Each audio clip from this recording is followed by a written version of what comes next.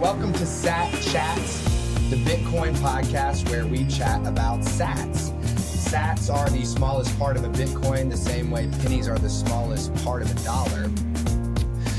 We started this podcast because we know that stopping what you're doing right now and learning enough about Bitcoin to stack your very first sats is the most important thing you can do in your entire life. So whether you're a pre-coiner, new Bitcoiner, or longtime Bitcoiner, we want to chat about sats with you. Head to satchats.com to grab your slot on the show today. I'm your host, Stuart, Bitcoin Maxi, who wears prescription sunglasses to protect you and your loved ones from my pulsing Bitcoin laser eyes. I'm saying to protect me because I'm here every day with you. Chris would be chopped in half. And I am Chris, your co-host, founder, and CEO of Ithaca Hummus, Bitcoin smash buyer, and multi-coin holder. Multi-coin. All right, so do us a favor, smash that like and subscribe the same way Chris smash buys Bitcoin. Help us spread the orange signal. Each time you do, a new Bitcoiner gets his laser eyes. So we're here today with his or well, and we can, I thought about that. I do come from the world of copywriting, everybody. The neutral term is his, whether you mean a guy, a girl, a guy who is a girl who is a guy who isn't a guy or a girl, etc.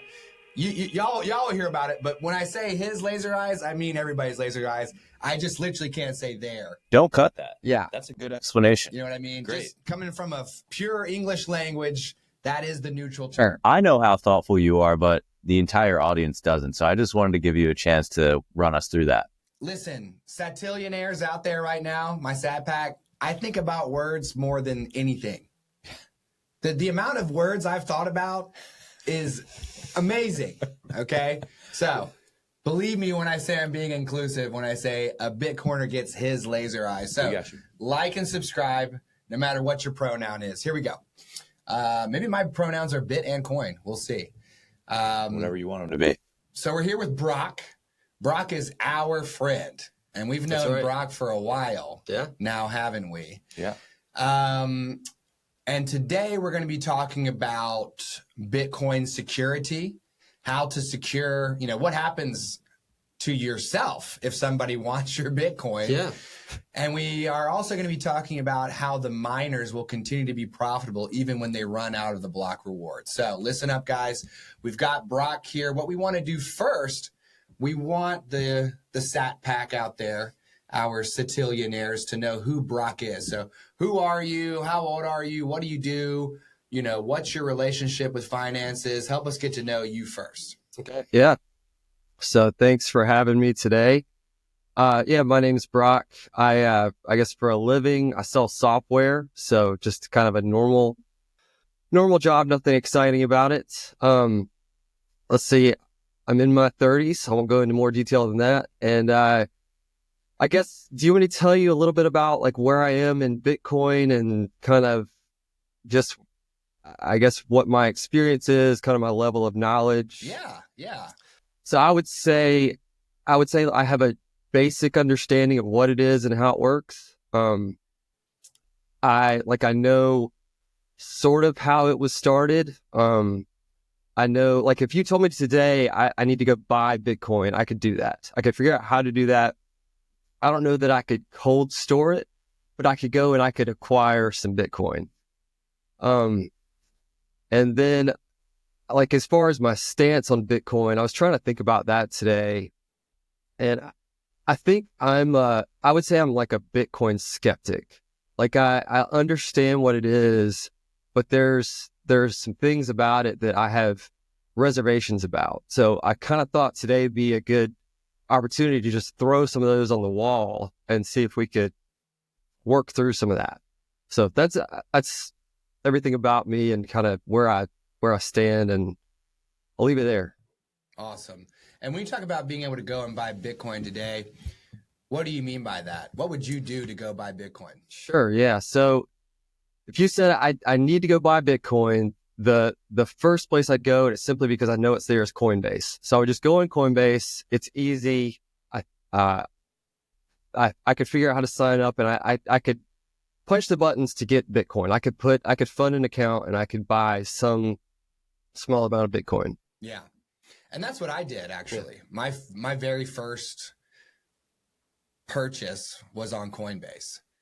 I don't even know how I found Coinbase or what. I think actually the first time I tried to buy Bitcoin, I went to like bitcoin.com, which I believe is operated by Roger Ver and isn't Bitcoin.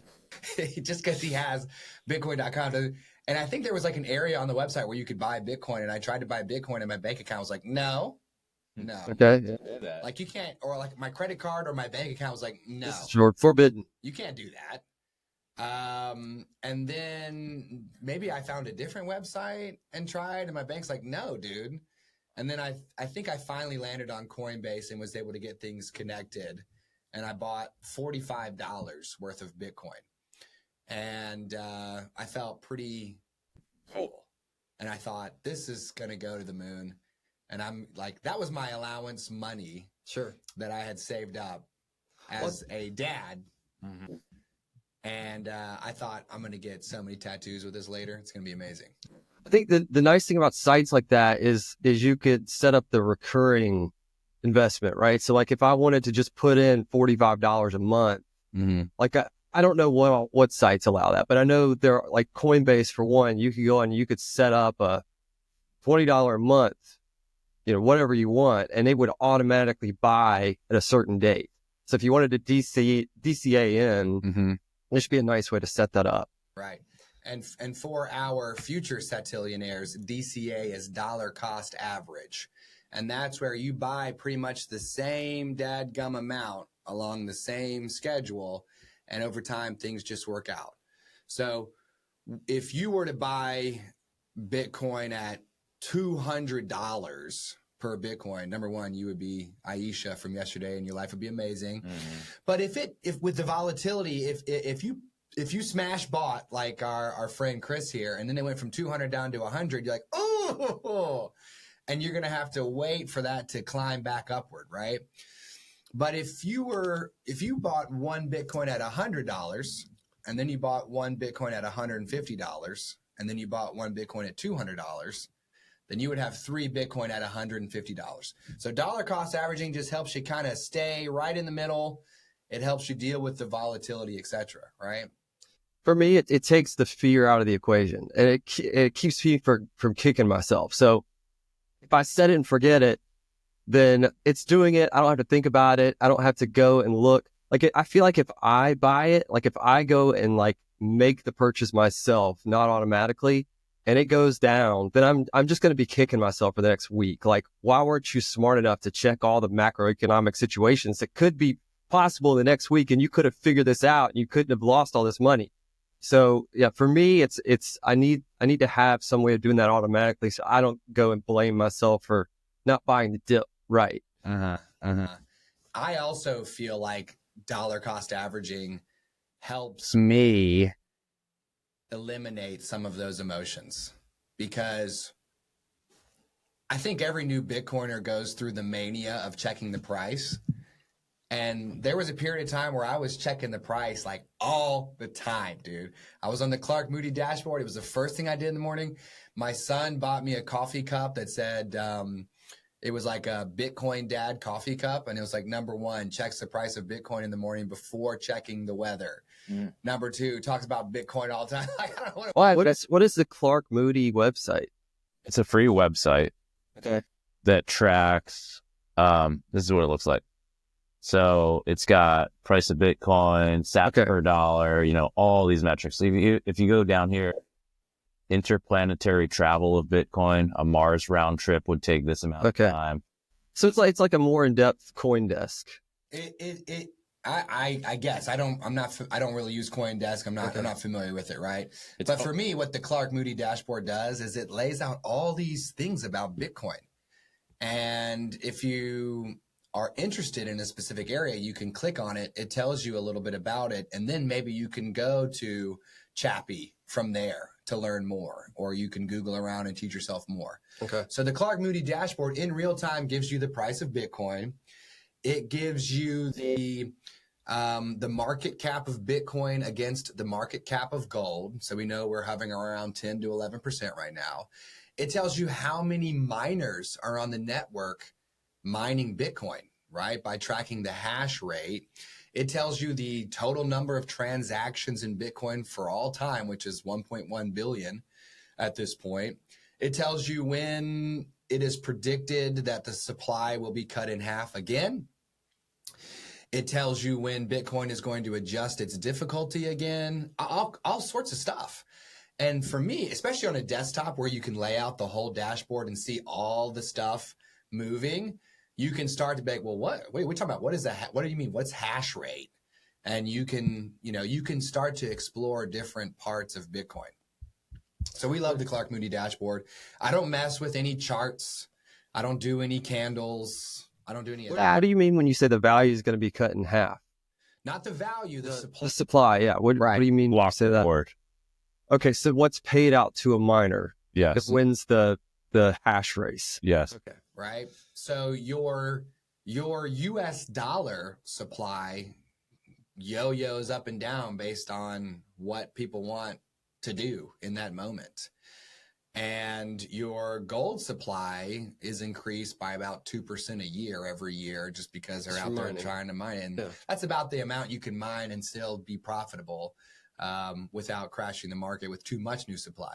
Bitcoin supply was a whole bunch. Then it was half that. Then it was half that. Then it was half that. Then it was half that. And it's going to be half that, half that, half that until it's nothing. Yeah. Until there's no more. Right. So Bitcoin's supply is going down, which means its inflation rate is going down.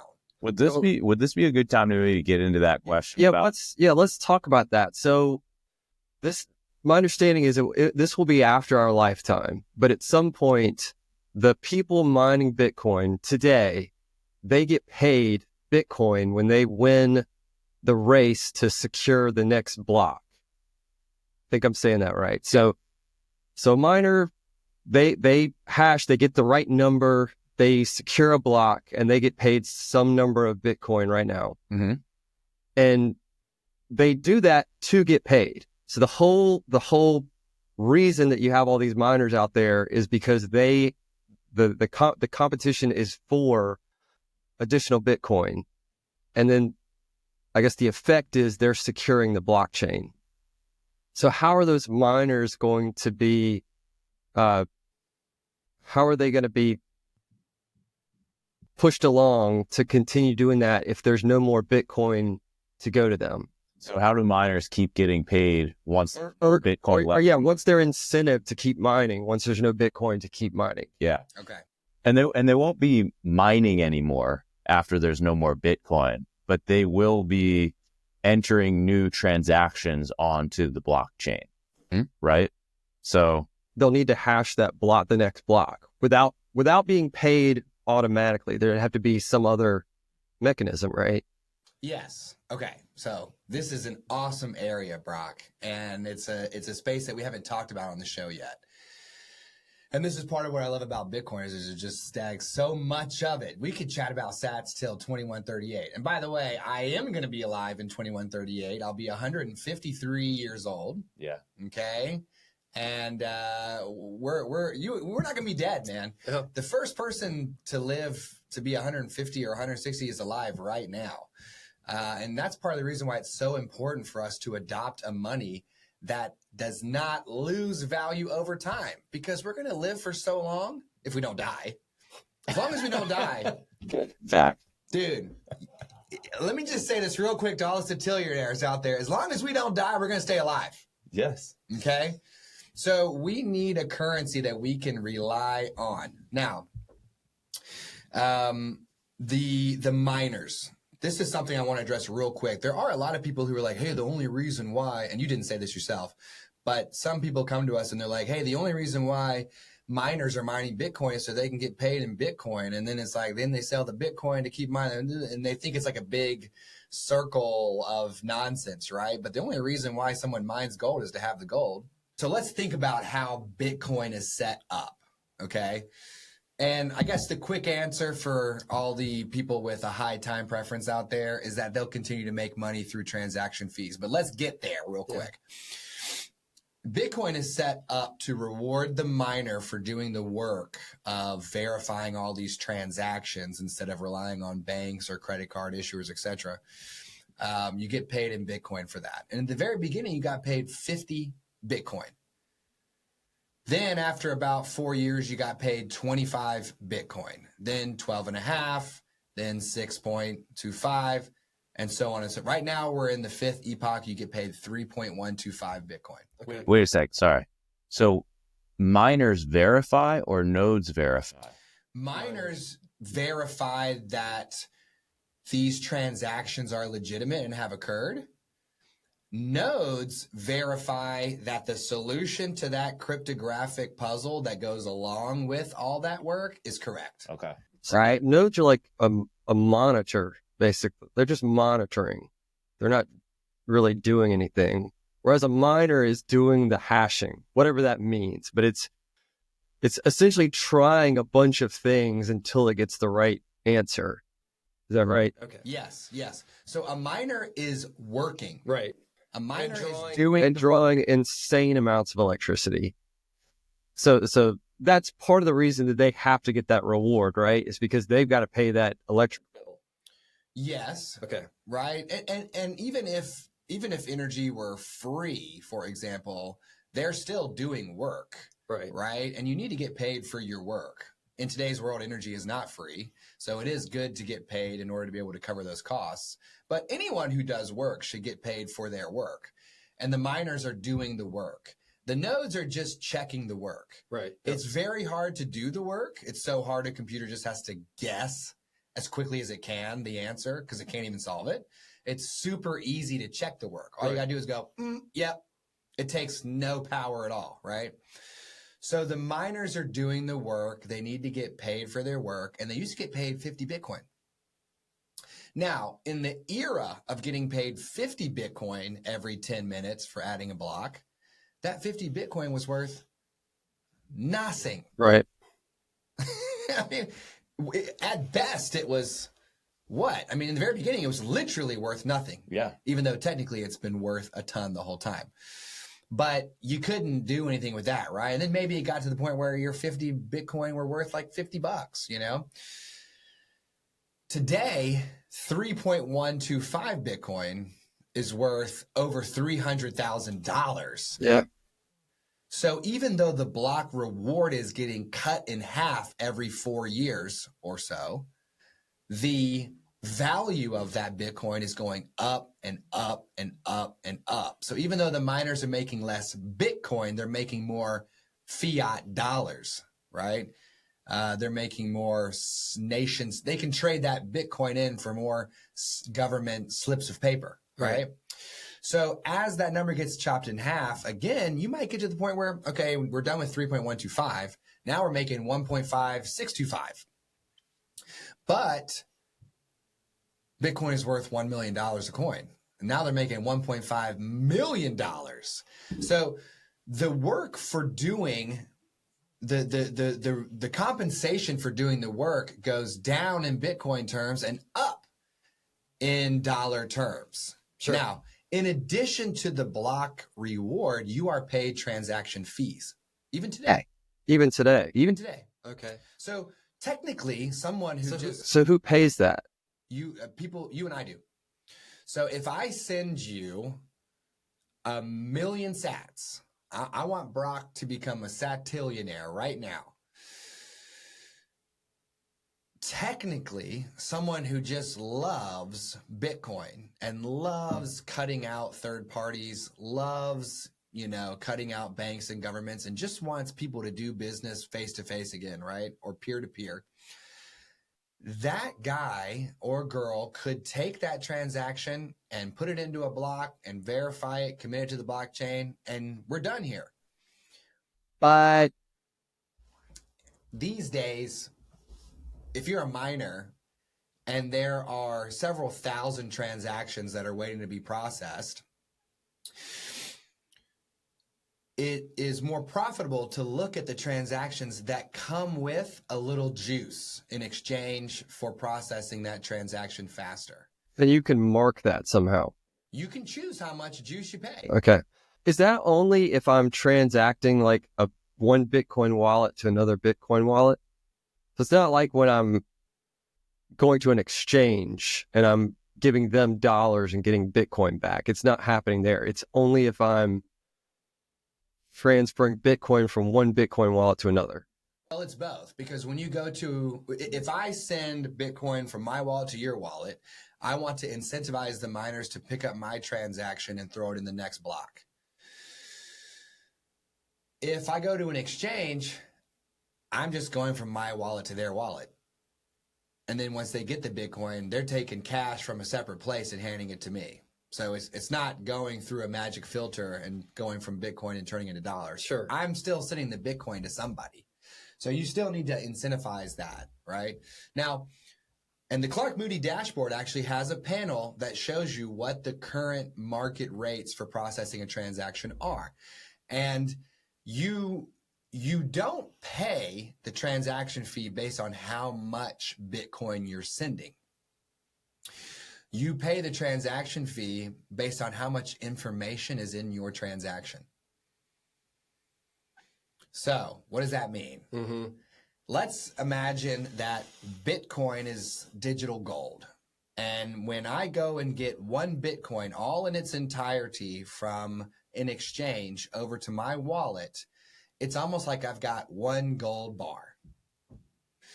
Now, if I want to send you half a Bitcoin, or 50 million sats, as it were, the miner needs to do the work of taking my gold bar and melting it down, separating it in half, cooling it into two smaller gold bars, giving me my gold bar back and sending you this one.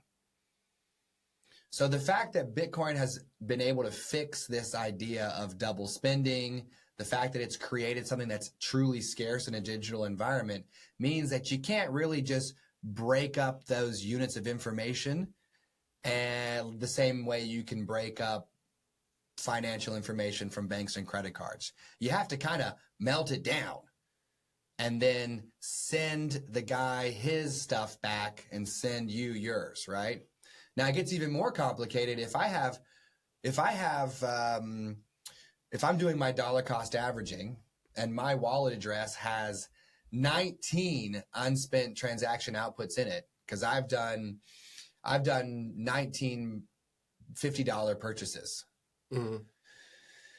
And I want to send you $125 worth of Bitcoin. Well, they got to take the $50, the $50, and then half of the next $50. They got to melt those down, make one 125, give me my 25 back, send this on to you. It's like melting down gold, or like taking a gold bar down into coins, right? So if you're sending sats from an address where the entire amount of the sats you need is in one UTXO, one unspent transaction output, it's pretty easy. And the amount of information in that transaction is not high. But if I have all these UTXOs in a wallet and I'm going to kind of mush them together and send you, right, your fair share, there's more information in there.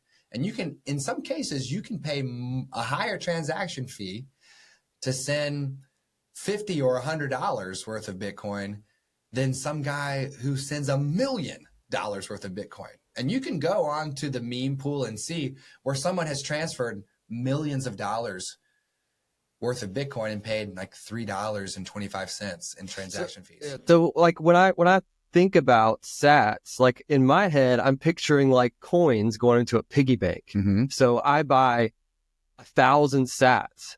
To me, that just looks like me putting 1,000 things into a piggy bank. You're saying it's not like that. Like because of the way it's been set up, like I'm actually buying a chunk, and then it's not easy to break apart and me to spend pieces of that chunk. So and based on the chunkiness or non-chunkiness of that, I've got to now pay to be able to transact with that. Yes. So it's almost like you're buying differently sized coins. Okay. You know, the amount of Bitcoin you buy is the size of coin you get. So if you bought 1,000 sats, you're going to put a coin this big in your piggy bank.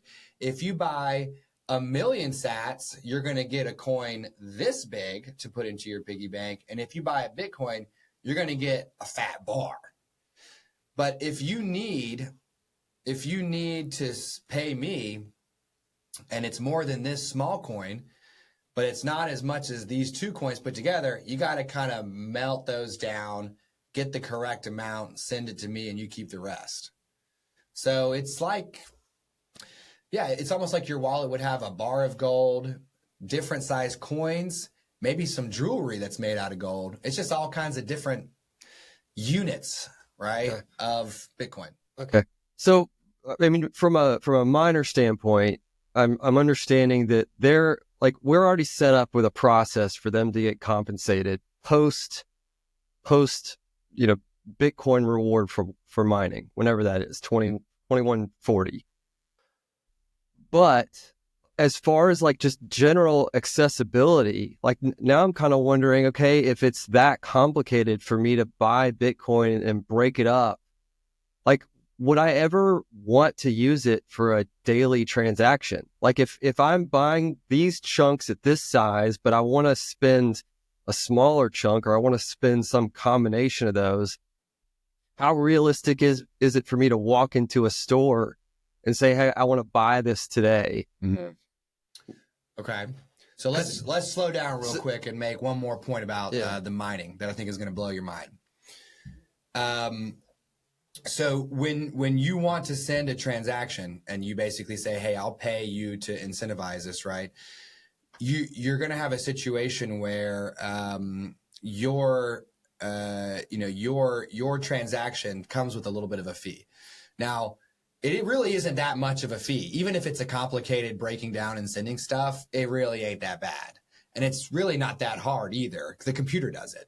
But it's just us letting everyone know out there that as they get deeper and deeper into Bitcoin and they move off of Coinbase and River or Robinhood to their own self-custody, to their own wallets, managing your UTXOs, especially as a dollar cost average, is something that you're going to end up needing to learn, right? Because you become responsible for your own money.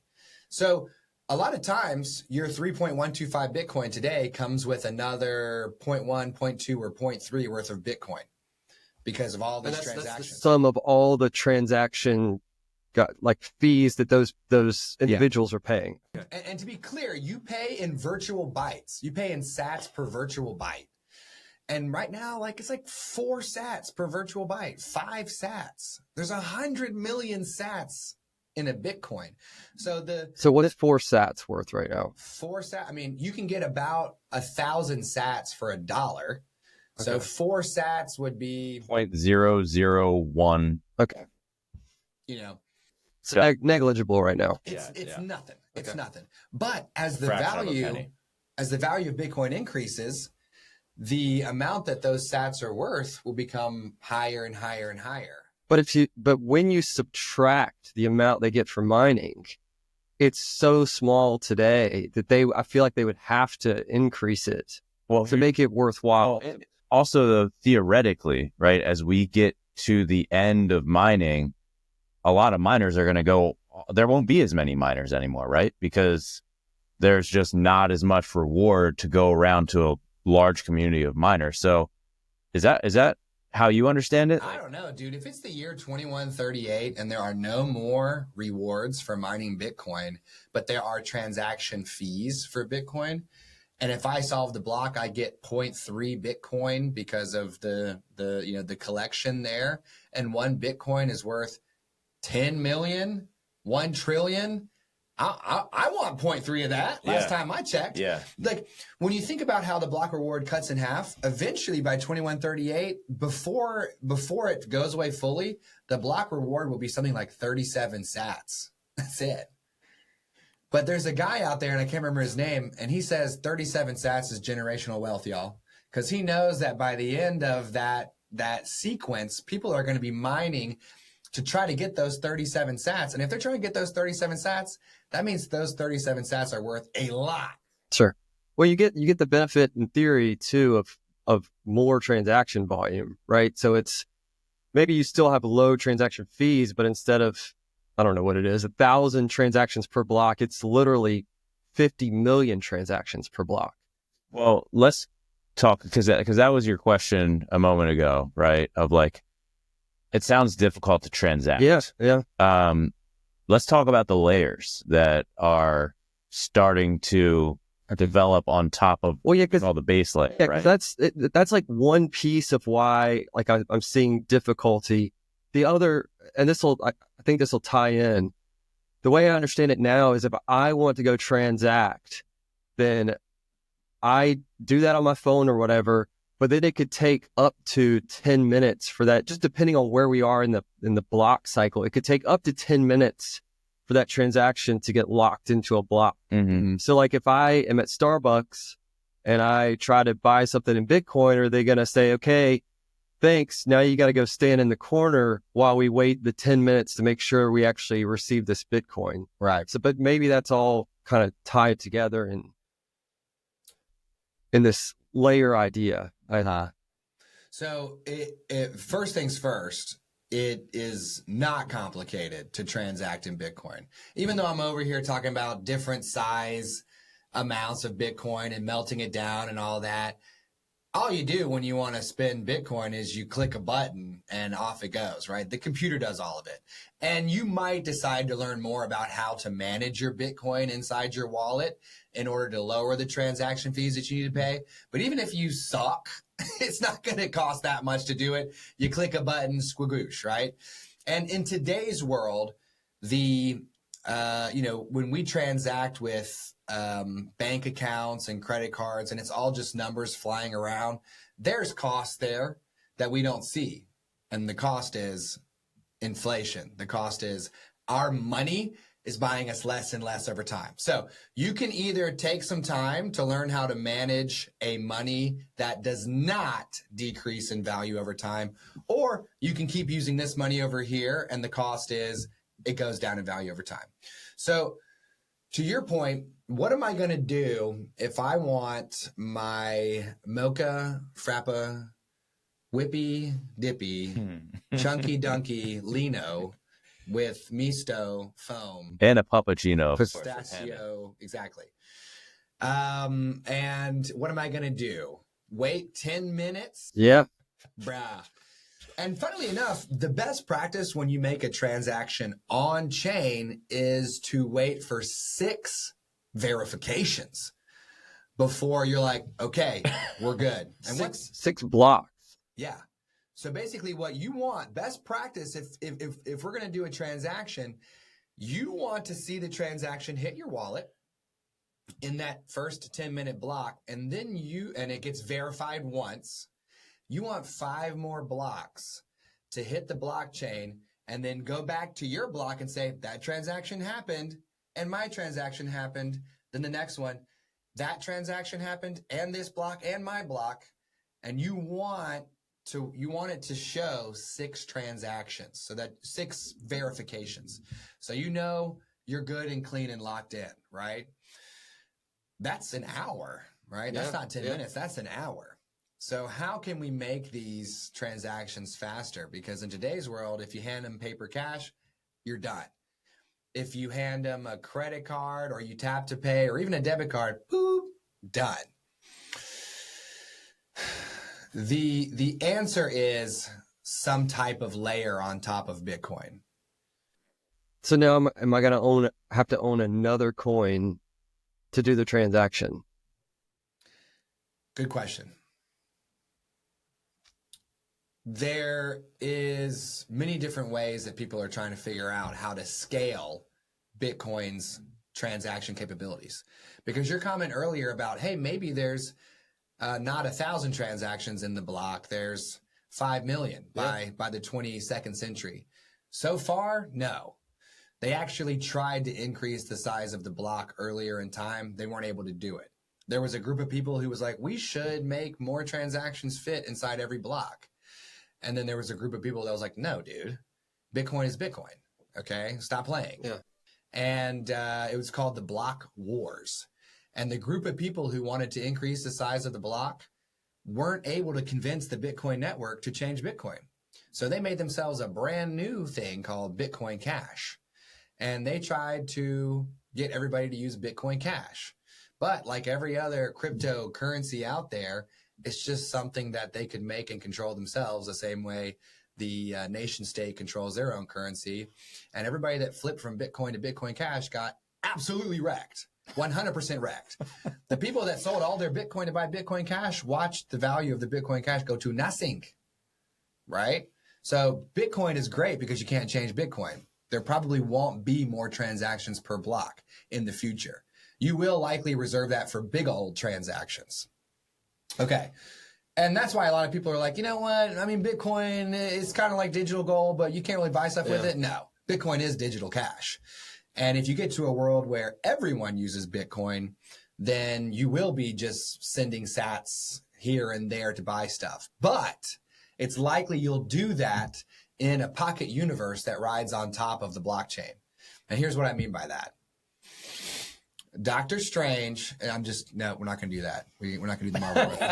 We're not going to do that. So think about how things work today.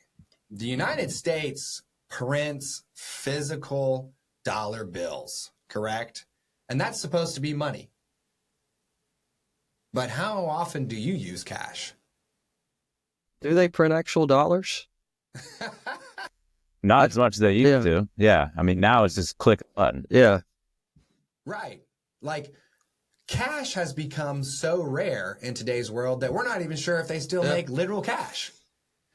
And the joke used to be, oh, printer goes burr, but now, like number 9 Paul taught us, button goes click. Yes. Yeah. So people are hung up on the fact that they may need to use an abstracted layer of Bitcoin in the future in everyday transactions, but they're using an abstracted layer of fiat currency right now.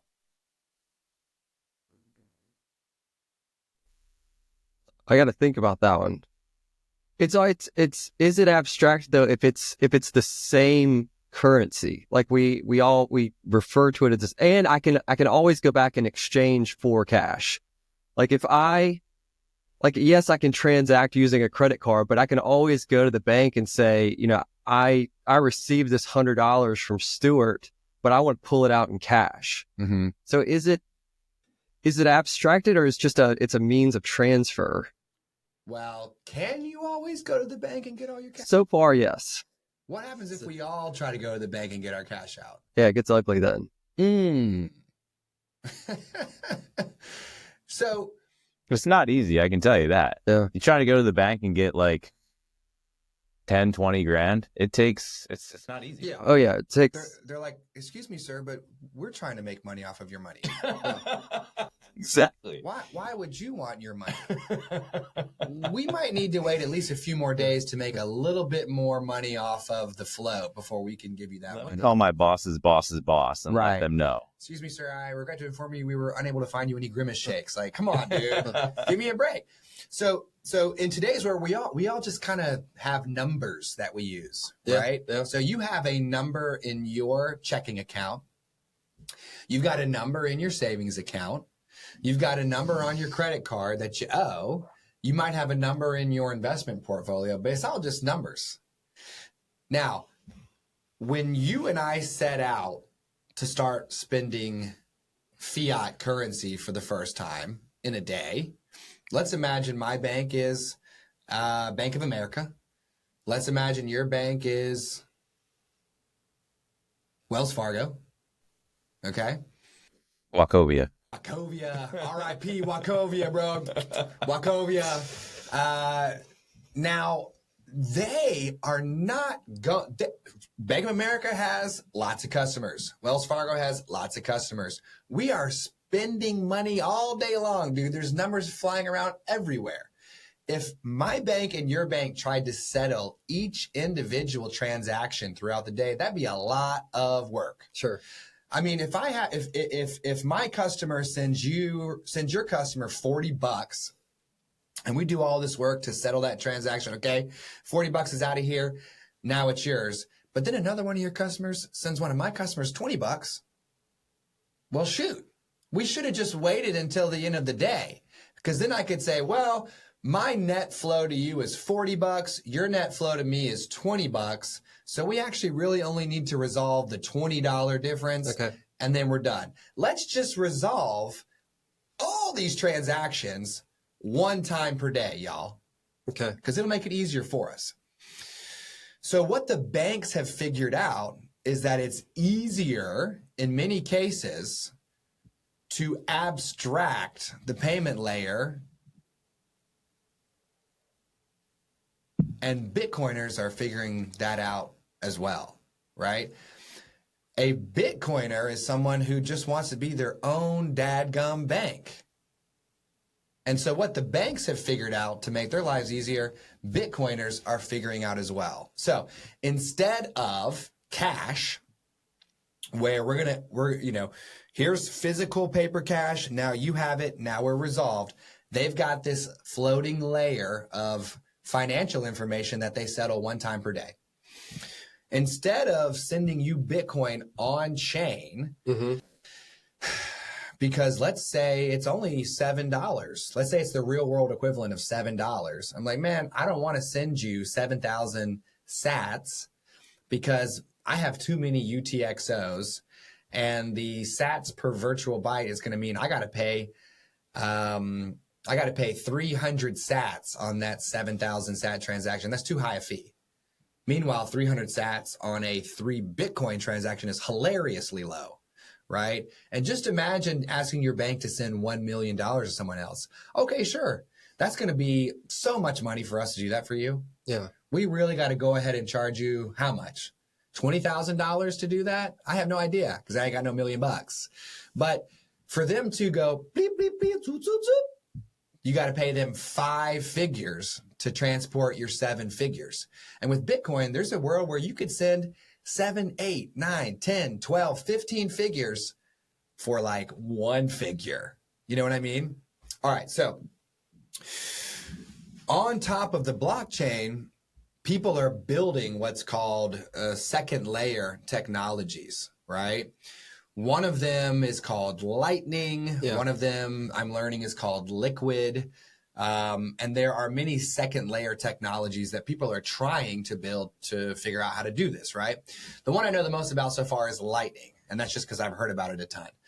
I've never used it myself, although that will be remedied soon. The idea here is that you take an on-chain transaction, you pull it out into a pocket universe, and you people it with Bitcoin. So as the operator of the Lightning channel, what you're going to do, you're going to drop, let's say, 100 million sats. You're going to say this Lightning channel has 100 million sats in it, aka 1 Bitcoin. Now, everybody that wants to do business with me, let's imagine I'm a coffee shop. If you want to pay in Bitcoin, what you'll do is at the checkout, same as tap to pay, you'll just tap to Lightning, baby. You've got your little Lightning wallet on your phone. I've got my little Lightning channel. You'll tap to pay. And what's going to happen is it's called zapping. You're going to zap me my sats. So in today's world, a coffee $7 costs 7,000 sats. You'll get your coffee. You'll zap me 7,000 sats. Now, that Lightning channel is going to show that I now have 100 million 7,000 sats. Someone else comes and buys coffee, they zap me 7,000 sats. Now I got 100 million 14,000 sats. But my delivery distributor guy shows up. He's got more coffee beans for me. He actually accepts Bitcoin as well because he's the man. And so he says, all right, you owe me $30,000 for this coffee. Maybe that's actually let's say $3,000. That'd be a lot of coffee. You owe me $3,000 for today's shipment of coffee. Okay, I'll pay you in sats, $1,000 per sat. I'm going to pay you 3 million sats. So now instead of 100 million 14,000 sats in my Lightning channel, I have 97 million 14,000 sats. And what you do is you basically create the same thing that Bank of America and Wells Fargo have going on. Hey guys, there's a lot of transactions flying around here. Let's just let them all happen. And at the end of the day, we will resolve things. So. And who manages that network? Who manages, like you said, the coffee shop sets up their Lightning channel? Like who's managing that? So whoever wants to have a Lightning channel to use the Lightning network is the one who manages it. You set it up yourself, whether you're a person or a business. And then if you want to accept payments on the Lightning network, they can send it to your channel. If you want to pay people, they can take it from your channel, or maybe they have their own. And I don't understand it fully myself, but the concept is you create a pocket universe where you allow all kinds of transactions, not 1,000 per block, but you can do 500 million, billion, squillion. And the idea is when you're ready to close that channel, then you do the final calculations of who is owed what, right? That's the moment where you go, okay, well, you sent me 40, I sent you 20. So all we got to do is make sure that we get that $20 resolved. And then you do that, you clap it back to the blockchain, and that is committed, right?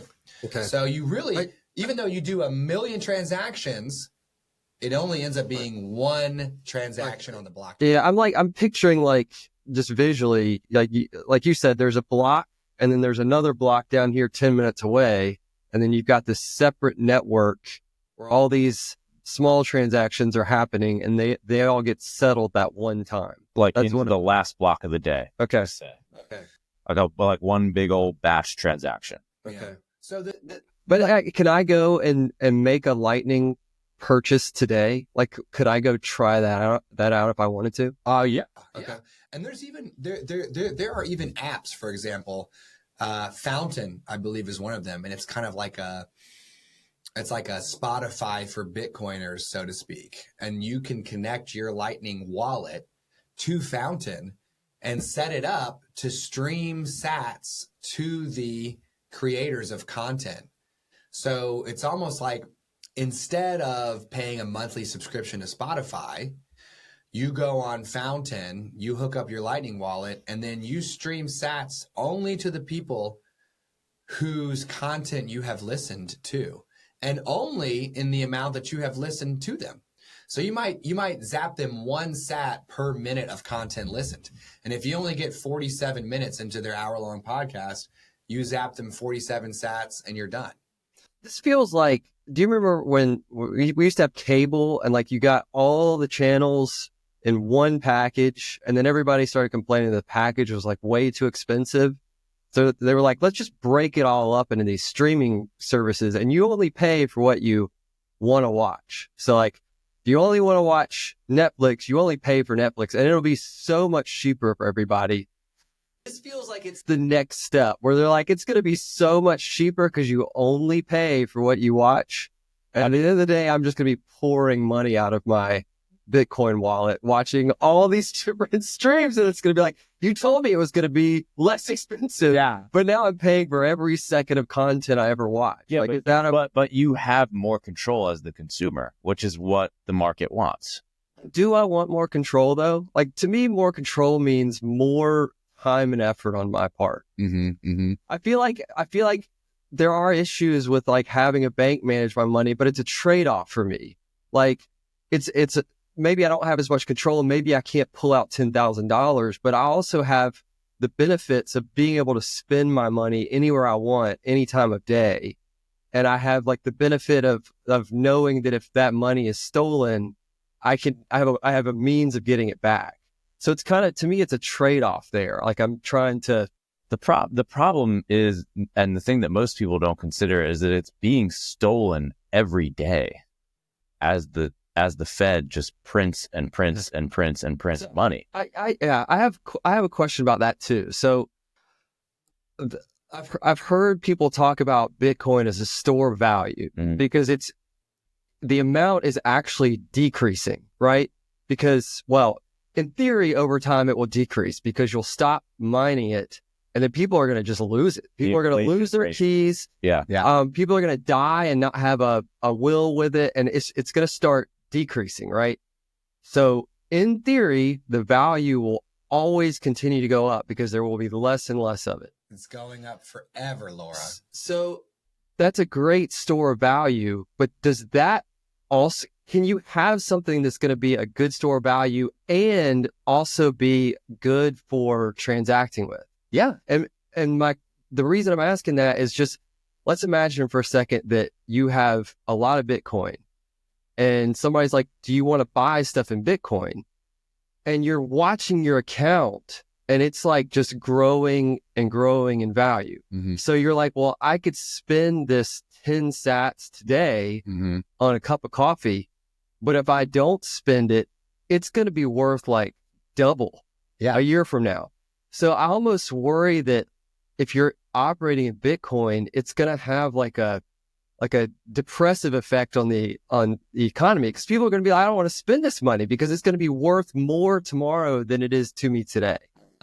Oh my God, this is like just the juiciest. I love this conversation. Yeah. This is like so good. And what number is this? Is this number 12, number 13? I think 12. Brock's number 12. Dude, the people are going to be raving about number 12 Brock here, because you're bringing up like all these amazingly beautiful things. So let's see if I can try to sort this out and break it down for you. The first thing you talked about was, you know what? How much control do I want? Yeah. Because it's so easy for me to use a bank.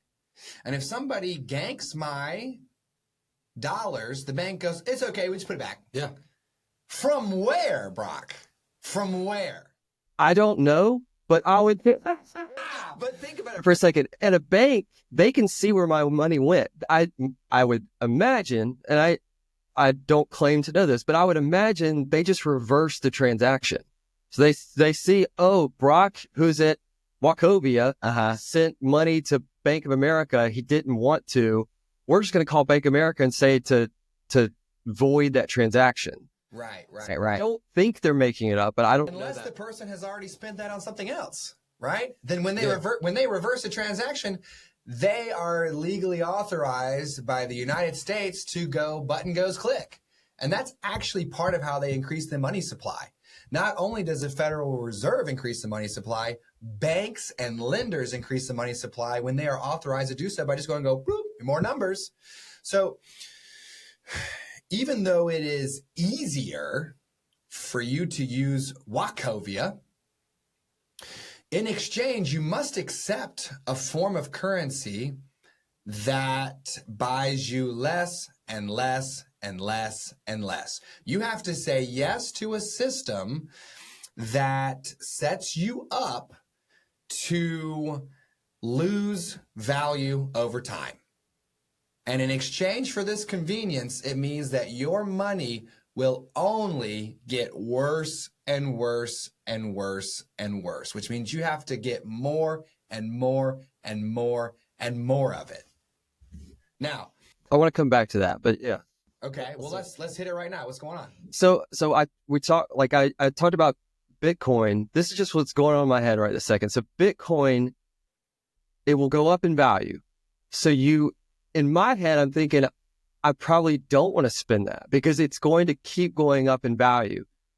On the other side, and I don't know if this is manufactured or if this is just naturally how it happens, but when a currency or a money is inflationary, it induces you to want to spend, it induces you to want to be a participant in the economy, because you look at it and say, on the super extreme example, you hear these like of Argentina where they had some crazy number of inflation and they were literally trying to take their paycheck and immediately go spend it all. Mm-hmm.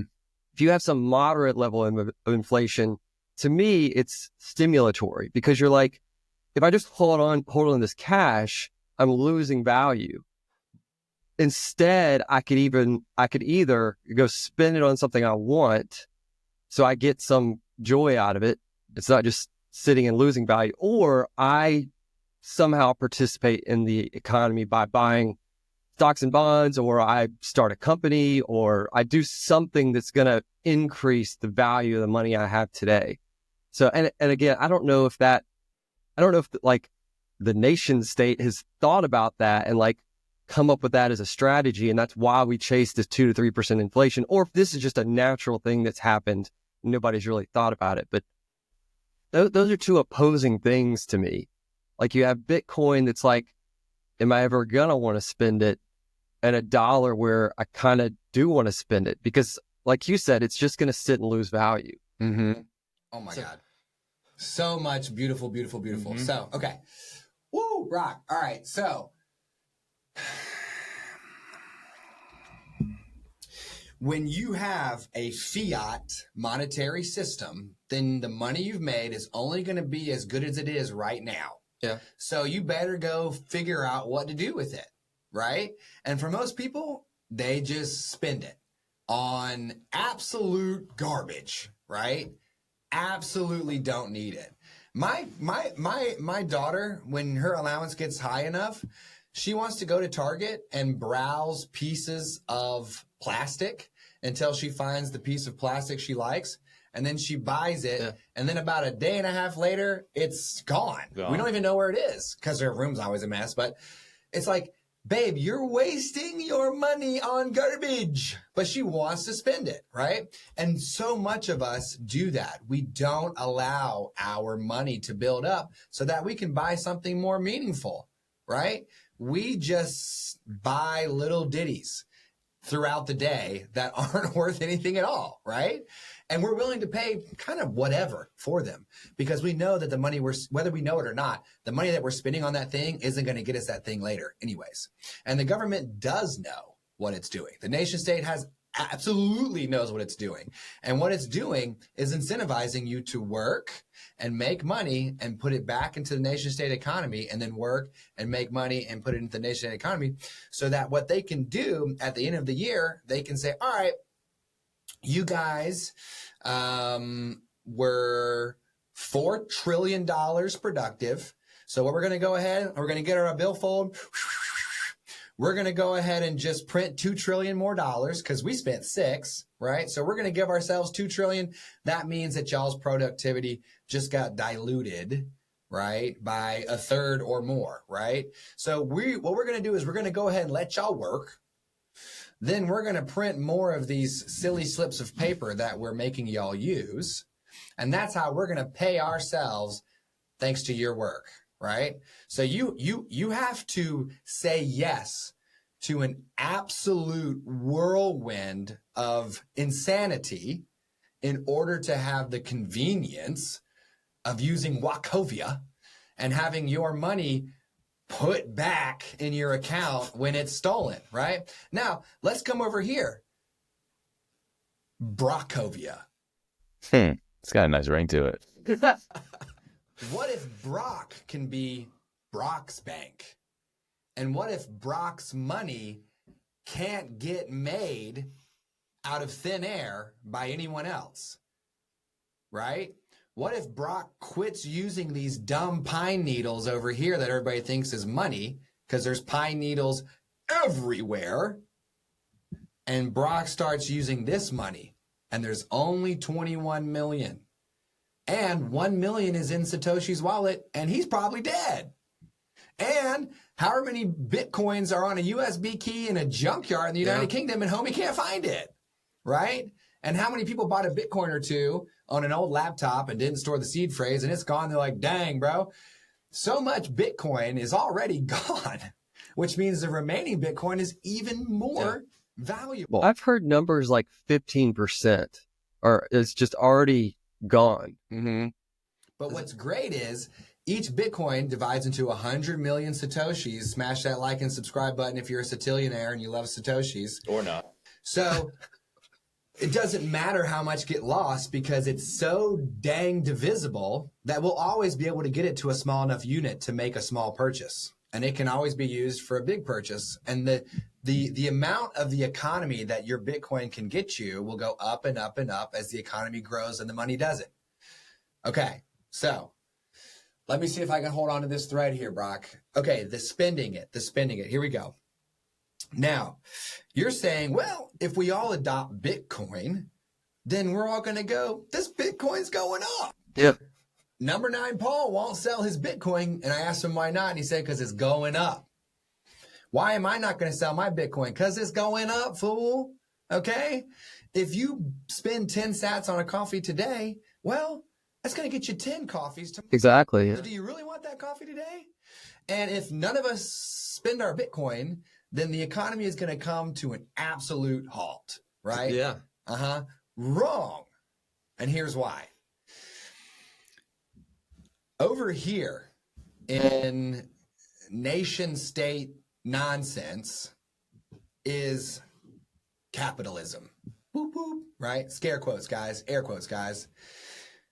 Not a single person has lived in a capitalistic society so far, I would say. Because, or at least I haven't. 1985 onward, we haven't lived in capitalism. Because what is capital? It's money. It's money. It's money. Okay. Right. Capital is money. We are not capitalism. Right now, we are debtism. Credit. We are print random silly numbers-ism. We are, you give me a loan, sir, because I know I'll be able to pay you back. And the bank says, sure, here's $250,000. But it's not 250,000 cash sheets. It's them just adding it to the money supply.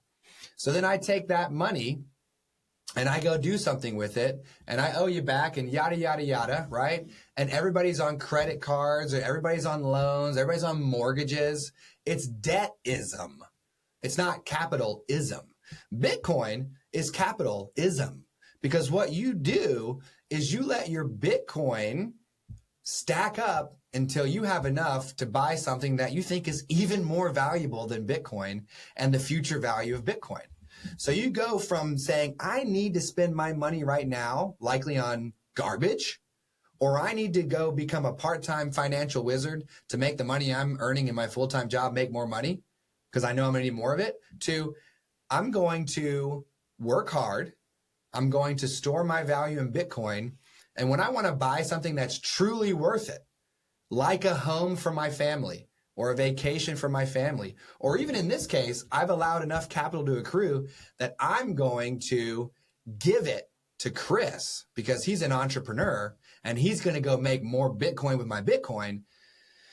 You get a scenario where the economy doesn't grind to a halt. The economy is actually pushed forward in leaps and bounds thanks to people who are lowering their time preference and waiting for something that's actually worth their money.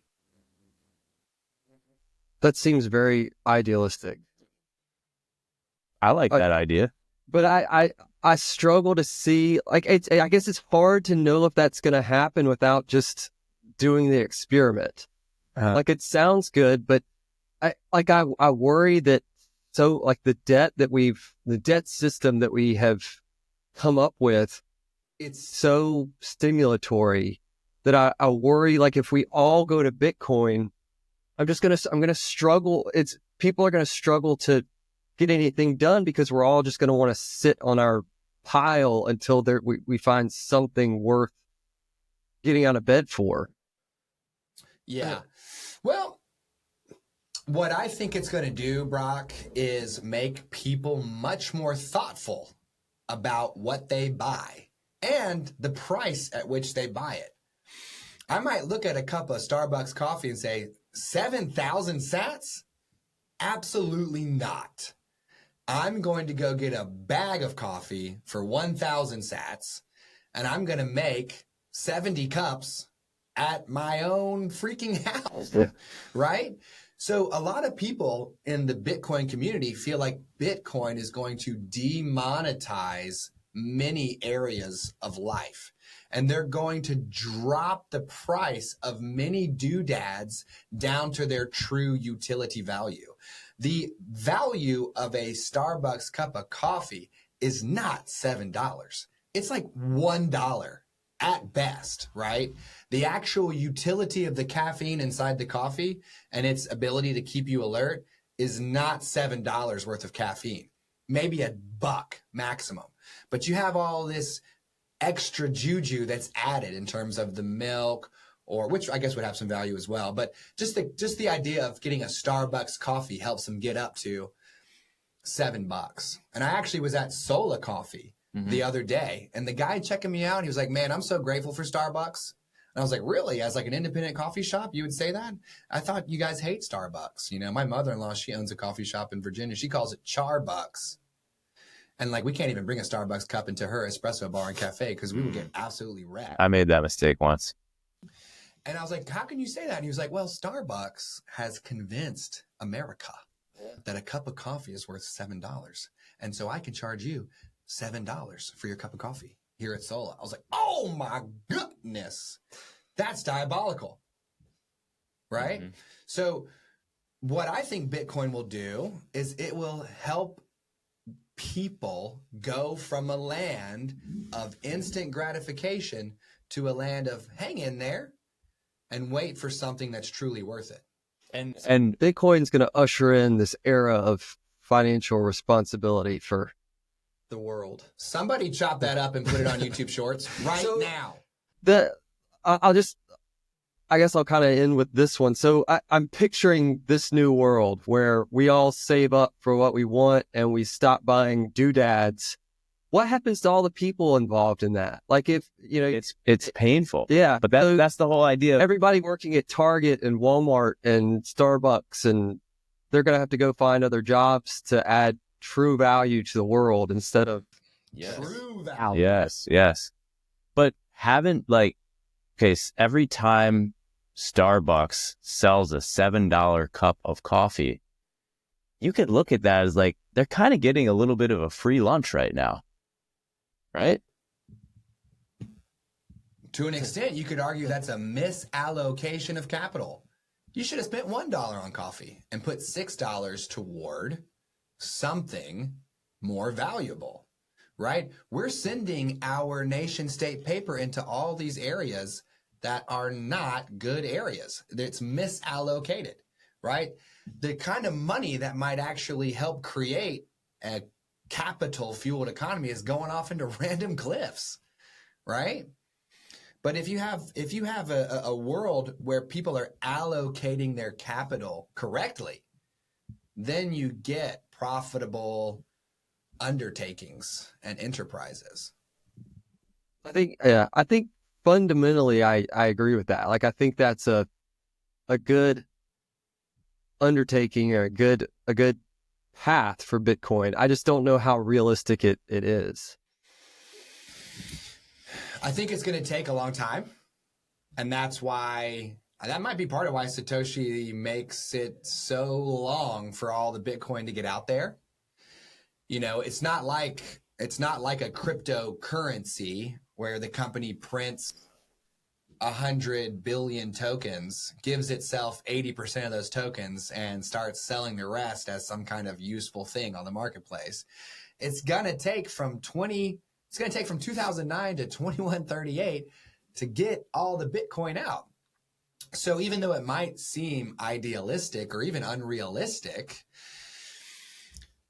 Bitcoin is giving us the opportunity to build a parallel system so that we can just slowly dial up one and take the other out. There are some out there in the community that think we need a sudden snap where we just go through a big painful moment. We let the financial system catch a cold and get a fever and, throw up out of both ends. And then everything boils out and you have this brand new Bitcoin age. But what's more likely is that we're going to have enough time to swap out the golden statue for the bag of sand without getting crushed by the boulder. So we've got time. And right now, Bitcoin is digital gold. No two ways about it. Guaranteed. It's proven for 16 years. But frankly, it was digital cash before it was digital gold. It's just that people realize that this digital cash was so valuable that it's like digital gold. But once people get enough of it and everyone's using it and they're all good, it will become digital cash again, even though it never will not have been digital cash.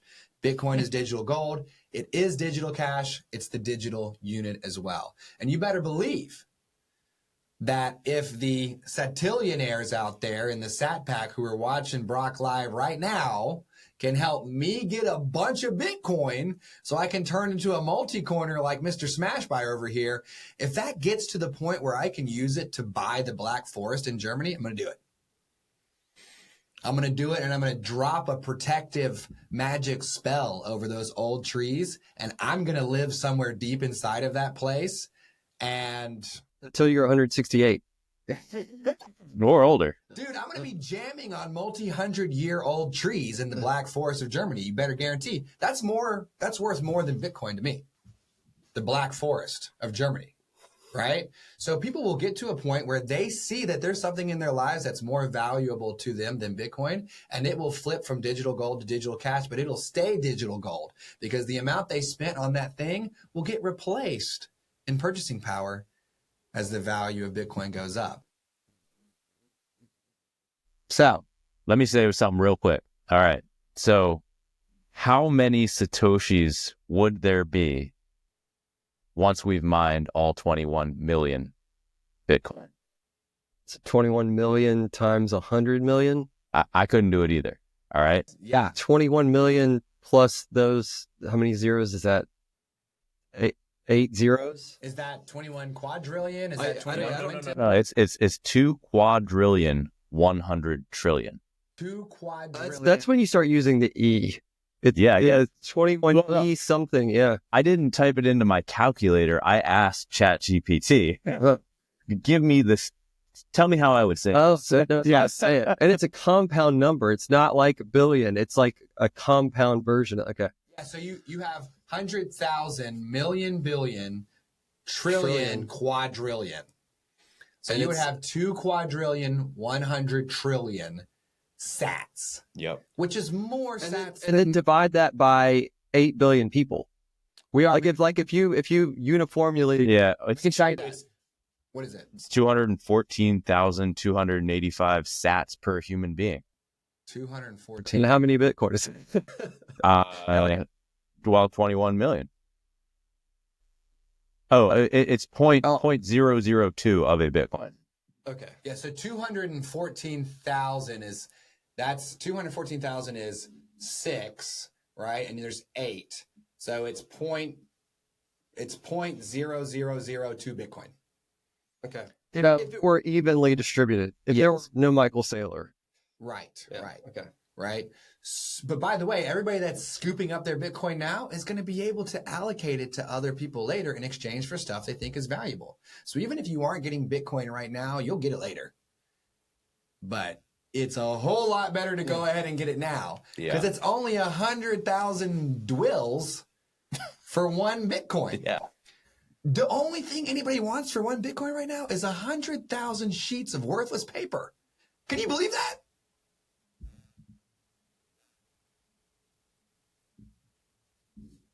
Brock's like, but I had to work for that money. I don't get it. So I've got to wait for the next dip. Need to wait for the next dip. But the dollar cost average, you just buy whatever it is, dude. It's beautiful, dude. Yeah. I have bought the all-time high of Bitcoin since March of 2024. And the value of my Bitcoin has gone up, right? Like I've literally been buying the tops for a year. And the amount of US dollars I put into Bitcoin and the amount of US dollars it's worth now is more. So I don't care about no dip. I don't care about no all-time high. I'm trying to get Bitcoin because there's only 214,000 sats per person today. There's going to be billions more people. It's not going to be 8 billion in 2138. It's going to be even more. It's going to be less. Do you have any worry that like there's going to be a Facebook to Bitcoin's MySpace? So like if Bitcoin is version 1, then somebody will come out with a better version in some way? No, I don't fear that. And here's why. Number one, if that does happen and it's truly true, then my hope is that I will flip from a Bitcoin standard to a Brockovia coin standard the same way I flipped from a fiat standard to a Bitcoin standard. So my hope is that I will continue to study hard money. And if there is a money that is ever produced that is harder than Bitcoin, then here I go, baby. And we won't be chatting about sats. We'll be chatting about brats, right? Because every single Brachovia coin will be broken up into 100 million brats. But it's, if you read the Bitcoin Standard by Safety and Moose, and I recommend everybody out there do that as a first step, Safety first. His idea is that if you were to somehow make a better Bitcoin, you would be reproducing the core functions of Bitcoin that make Bitcoin Bitcoin. So you would just kind of be rediscovering or recreating Bitcoin. And the people who have Bitcoin would be like, well, cool, limited supply, like all the characteristics of Bitcoin. It's like, well, yeah, we get that that's good. That's why we have this already. His argument is that you would just kind of end back up at Bitcoin. And that's part of what makes it so incredible that this fellow Satoshi, who might be a guy, a girl, or a group of people, right? Or an alien, made this money for us. It's crazy. So let's recap the conversation, right? Because there's so much more that we want to talk to you about. And the first thing we'll do is we'll ask whether or not you want to come back on in 9 months and give us an update on your Bitcoin baby. Yeah, no, I feel like I have a lot of questions I didn't even get to, and I thought I would run out, but I think I have more now. So we can come back. I'm hoping before I come back, I'm hoping that Satoshi logs on and makes a transaction. I just want to see what that would do to Bitcoin if he gets on and makes a transaction from his wallet. Yeah, that would be huge news. Yeah. So the conversation we had today, we focused on Brock, who is in his mid-30s, and he's not going to go into more detail than that, right? Sells software here in Raleigh, regular guy, nice and easy, knows enough about Bitcoin to go and get it on Coinbase, right? And we would love for you to take it into self-custody instead, right? We talked about the whole idea of it's fiat and it's losing value, but it's just so easy, y'all, versus this is hard money. And you do need to learn about it and become responsible for it. But then so many incredible, futuristic, time preference changing things can happen. You can go from debtism to capitalism. You can go from wasting your money to waiting until you have something that you really like. So after today's conversation, and I guess we also talked a little bit about how miners will continue to make money, right, over time, because they'll get less and less Bitcoin, but they'll get more and more value per Bitcoin earned along with the transaction fees. So how do you feel after today's big old conversation with us after today's chat about sats? Yes. So my biggest concern was about what the economic system might look like theoretically after Bitcoin, like assuming Bitcoin became widely distributed and used. I liked your answer around that. So I liked this idealistic picture of capitalism. So that was big for me.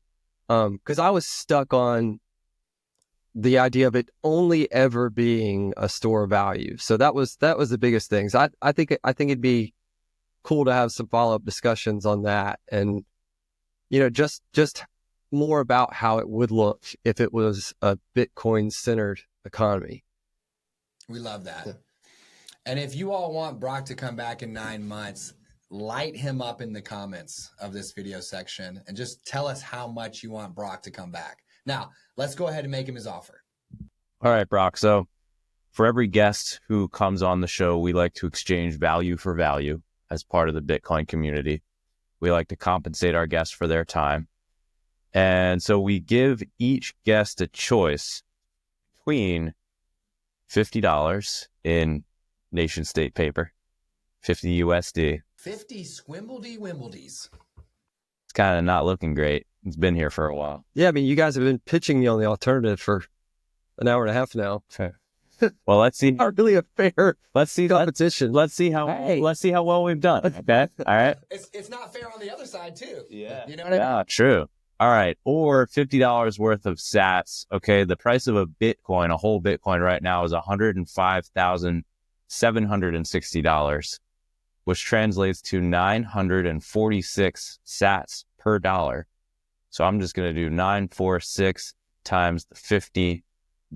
That's 47,300 sats or $50. Before you choose, though, because this is a very important choice, and we want you to take a minute to think about, do I want $50 that will buy me less than $50 later, or do I want $50 worth of sats that will likely buy me more than $50? Before you make that choice, you need to make another very important choice here today on the show, and that is, which flavor of Ithaca hummus do you want to try? I think we're going with the beet today, right? Lemon beet. Yeah, I mean, it's one of the ones I haven't tried before. Lemon beet. Let's go. We haven't seen lemon beet since number 18. Ledge. And woo, the things he said about this lemon beet, my goodness. Man, he was. My goodness. I think you like this more than Bitcoin. Ooh-wee. Eventually, I do think people are going to demand that we offer them their choice of $50 worth of sats, or $50 worth of Ithaca hummus. It's been posed. All right. So lemon beet. Get that crunch in the mic there, Brock. Fat glob. Beef Triscuits? Well, they're woven wheat crackers. They're neutral woven wheat crackers until we are contacted for a sponsorship. And y'all know y'all want to be our cracker. Delicious. Wow. So what's interesting is this time, I'm really picking up on some of the earthy notes of the beet. Mm-hmm. And I don't know if that's because my taste buds are actually coming back to life on this show, thanks to Ithaca hummus. Could be. But I'm getting a little bit more of that. And what's so nice about all this hummus is that the flavors inside, they're never like overwhelming. Yeah. Like they're always just like real pleasant and natural. Yeah. Well, the thing about when you use real ingredients, like our beets, we know the farmers personally. They're out in Fresno, California. They put the seeds in the ground. They grow the beets. They, get them ready to send to us. It's a different crop, every season. And it's natural, right? It might have a little bit of variation in flavor, but that's what you get when you use real food ingredients. I like how Ithaca allocates their capital responsibly to these farmers doing real work. Yeah. What we do. Woo, right? A great example of capital that has been allocated correctly. So better ingredients, better hummus, Chrissy Johns. You know what I mean? That's what we say here. That's one of my jobs at the company is allocate the capital. Let's allocate it up. Get it real allocated. So let's talk about allocating some capital here. $50 that will likely buy you $20 worth of stuff later, or 47,300 sats. I'm taking the sats. Oh, Boy, high five. Come on, baby. Let's go. that was awesome. Let's do it, dude. So that brings us to, Brock, if you're number 12, that brings us to 11-1. Mm-hmm. Amazing. 11 guests have chosen sats. 1 guest chose the cash. Oh my gosh. Changing the world. So thanks for listening to today's show. If you liked the conversation, if you liked the chat with Brock, smash the like and subscribe button. Help us spread the Sat Chat signal throughout YouTube.